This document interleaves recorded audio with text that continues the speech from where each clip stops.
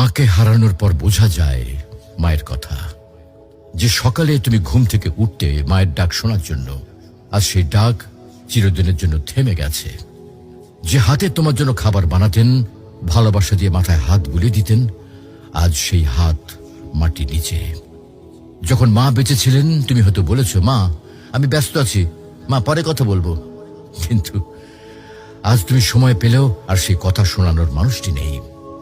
আজ তুমি চাইলে আর মাকে ফোন করে বলতে পারবে না, মা আমি পৌঁছে গেছি। আজ তুমি ঘরে ফিরলেও আর কেউ দরজায় দাঁড়িয়ে হাসি মুখে বলবে না, টেবিলে খাবার রাখা আছে, খেয়ে নিস বাবা। মাকে হারানোর পর বোঝা যায় তিনি শুধু একজন মা ছিলেন না, তিনি ছিলেন ঘরের আলো, জীবনের দোয়া আর হৃদয়ের শান্তি।